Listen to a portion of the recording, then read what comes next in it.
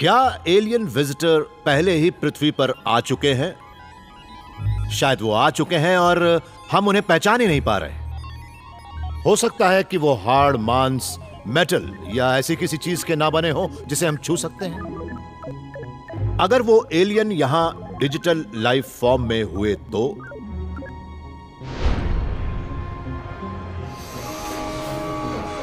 Michigan state university के Chris अडामी एक evolutionary biologist और कंप्यूटर साइंटिस्ट हैं। ये उस बॉर्डर की स्टडी कर रहे हैं जो उन जीवों के बीच बनी है जिन्हें हम जानते हैं और जैसे वो हो सकते हैं। हमें सबसे पहले तो एक ऐसी व्याख्या चाहिए जो इस बात पर निर्भर ना हो कि हम पृथ्वी पर जो जीवन देख रहे हैं वो सिर्फ वैसा ही है। जीवन है क्या? डिक्शनरी तो कहती है कि जीवन वो है जिसमें मेटाबॉलिज्म, ग्रोथ, स्टिमुलाई के प्रति रिएक्शन और रिप्रोडक्शन। जाहिर है पृथ्वी के सारे जीवों और पेड़ पौधों में जीवन है, मगर एक रोबोट के बारे में क्या कहेंगे? अगर आप इसे देखें तो ये भी मूव करता है, ये एक खास मकसद से मूव करता है, मगर उसके लिए इसे एनर्जी की ज़रूरत पड़ती है। और इसे ये सब करता देखकर कुछ लोग जो इसके बारे में नहीं जानते वो तो यही पूछेंगे कि आखिर ये कैसा जीव है। रोबोट में एक और ऐसी चीज होती है जो क्रिस के मुताबिक जीवन के लिए बहुत जरूरी है। ब्रह्मांड में चाहे जहां भी जीव हैं वो सभी इंफॉर्मेशन की वजह से बने हैं। वो इंफॉर्मेशन होती है किसी खास एनवायरनमेंट में कैसे रहना है। अगर वो ना हो तो जीव जिंदा नहीं रहेगा। हमारी दुनिया के बारे में हमारी जो इंफॉर्मेशन है वो हमारी जीनों में जमा है और अपने डीएनए को समझने के बाद हम ये जानने लगे हैं कि जीवन का कोड कैसे लिखा जाता है।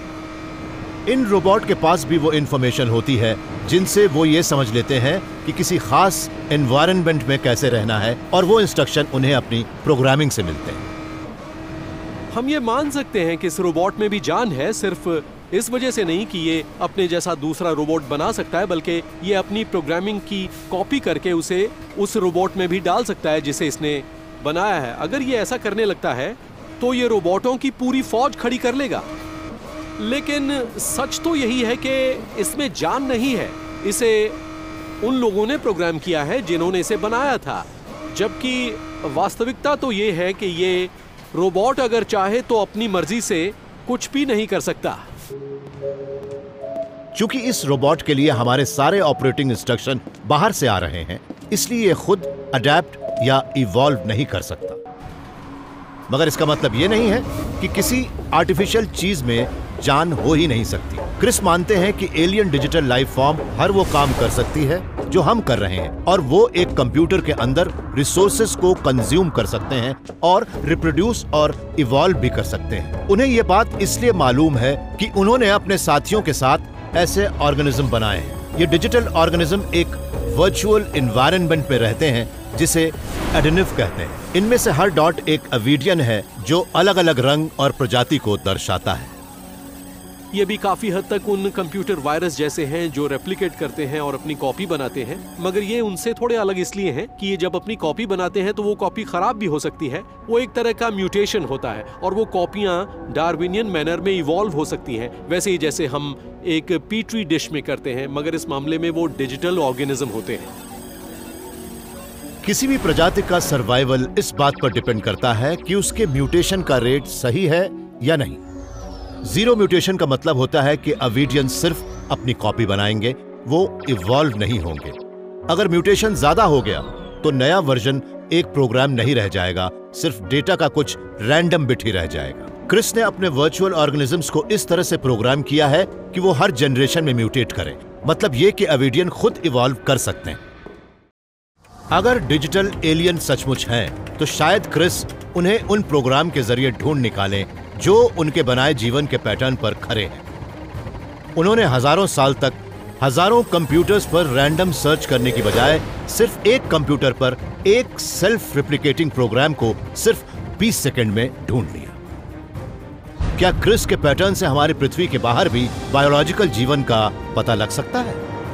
अब हम किसी भी सिस्टम में देख सकते हैं और उनमें जीवन के निशान ढूंढ सकते हैं और फिर उसमें नजर आने वाले पैटर्न से ये अंदाजा भी लगा सकते हैं कि वो खास पैटर्न एक इंफॉर्मेशन है या फिर ऐसे ही कोई रैंडम पैटर्न बन गया है। हमें रैंडम पैटर्न तो बड़ी आसानी से कहीं भी नजर आ जाते हैं। हम किसी भी ग्रह पर जाएं तो वहां हमें ऐसे मॉलिक्यूल मिल जाएंगे जो रैंडमली बने हैं, लेकिन हमें वहां ये देखना चाहिए कि उन मॉलिक्यूल में आखिर कितनी इंफॉर्मेशन जमा है, यानी वहां कितने लॉन्ग चेन मॉलिक्यूल हैं, और फिर हम इंफॉर्मेशन थ्योरी के टूल का इस्तेमाल करके ये पता लगा सकते हैं कि वो सचमुच किसी तरह की इंफॉर्मेशन है या नहीं। अगर हैं तो हम खुद से ये सवाल पूछ सकते हैं कि वो कहां से आई हैं, क्योंकि इस बात की संभावना तो बहुत ही कम है कि वो मॉलिक्यूल सिर्फ इत्तेफाक से पैदा हुए। लेकिन कहीं वो एलियन हमसे हमारी टेक्नोलॉजी के अंदर होने से भी ज्यादा करीब तो नहीं है। इस फिजिसिस्ट का मानना है कि लाखों करोड़ों किस्म के एलियन जीव हमारी दुनिया के हर हिस्से में 1 इंच के कुछ ही भाग जितनी दूरी पर हैं, मगर वो हमें कभी नजर नहीं आएंगे। हम तो यही मानते हैं कि अगर हमारे पृथ्वी पर एलियन हैं तो वो यहां किसी और जगह से आए होंगे।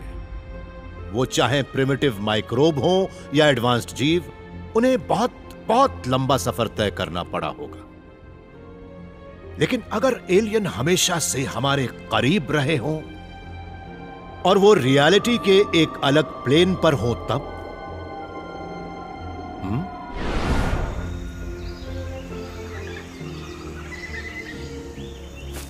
थियोरेटिकल फिजिसिस्ट अलेहांड्रो जेंकिंस हमेशा से अपने वतन कोस्टारिका में जीवों की इतनी बड़ी डायवर्सिटी को देखकर हैरान रहे हैं, मगर इन्होंने इस बात पर भी गौर किया है कि पौधों, जीवों और कीटों की अंतहीन नजर आने वाली किस्में भी अलग अलग डोमेन में जमा होती हैं।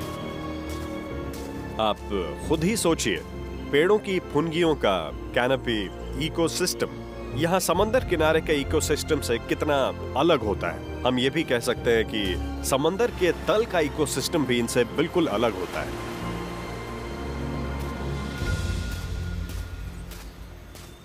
अलेहांड्रो मानते हैं कि हमारा ब्रह्मांड भी उनमें से एक इकोसिस्टम जैसा ही है, जहां तरह तरह के एलियन जीव रहते हैं, और वो हमारे किसी करीब के तारामंडल में नहीं है, बल्कि यहीं हमारी नाक के ठीक नीचे हैं।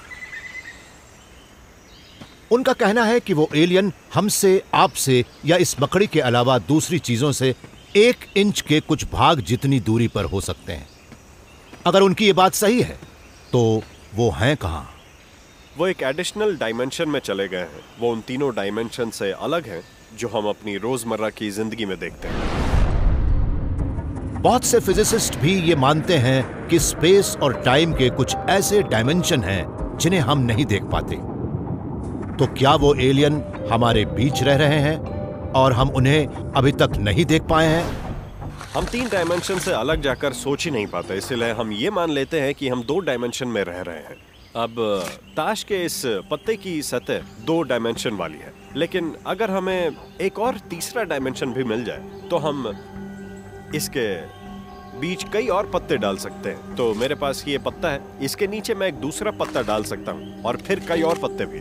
ऐसे में हम ये तो कह ही सकते हैं कि हमारा ब्रह्मांड भी उस ज्यादा डायमेंशन वाले अंतरिक्ष का एक भाग भर है। हमें वहां तक पहुंचने के लिए उस दूसरे एडिशनल डायरेक्शन में बस थोड़ी दूरी तय करनी होगी। अलेहांड्रो मानते हैं कि उस एक्स्ट्रा डायमेंशन वाले ब्रह्मांड में रहने वाले जीव जिस रूप में रहते हैं उन्हें हम पहचान नहीं सकते। हम थियोरेटिकल आधार पर ये कह सकते हैं कि उन दूसरे ब्रह्मांडों में अलग तरह के मैटर हैं और उन मैटर के पार्टिकल के बीच अलग तरह की फोर्स भी लगती है, और कुछ मामलों में भले ही वो फोर्स अलग तरह की हो पर उसके बावजूद हमें एक जीव मिल सकता है।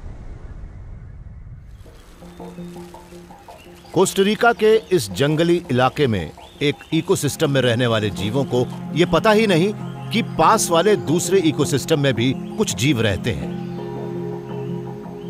ये देखिए, यहाँ चींटियों की ये फौज इस पत्ती को अपनी बाम्बी में ले जा रही है। मैं तो बस यही मानता हूँ कि इस पेड़ के तने से उतरते वक्त ये बस इतना जानती हैं कि ये इसके ऊपर, नीचे या दाएं बाएं जा सकती हैं, लेकिन हम उसके बारे में भी जानते हैं जिसमें चींटियां हिल भी नहीं सकती।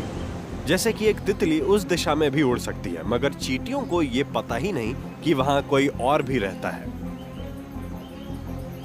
हम भी शायद इन चींटियों जैसे हैं जिन्हें यह पता ही नहीं कि हमारे आसपास भी दूसरे ब्रह्मांड हैं। क्या हम कभी उस डायमेंशन की खोज कर पाएंगे या वहां तक पहुंच पाएंगे? मुझे तो नहीं लगता कि कभी हम उन दूसरे ब्रह्मांडों को देख भी पाएंगे, क्योंकि लाइट कभी उस सरहद को पार ही नहीं कर सकती। एलियन जीवों की खोज के बारे में बड़ी पुरानी कहावत है कि सच हमारे सामने है। हो सकता है कि शायद वो यहां हमारे अंदर हो। सवाल यह है कि अगर हम एलियन जीवों की खोज कर लें तो क्या हमें जीवन, कॉन्शियसनेस और इंटेलिजेंस का एक बिल्कुल नया कॉन्सेप्ट मिलेगा? मुझे तो यही लगता है। हां, हम अभी बस इतना जानते हैं कि हमारी सिविलाइजेशन एक बहुत बड़ी स्कीम का एक छोटा सा हिस्सा भर है, और हम शायद हमेशा यही अंदाजा लगाते रहेंगे कि इस ब्रह्मांड में हमारे साथ और कौन रह रहा है।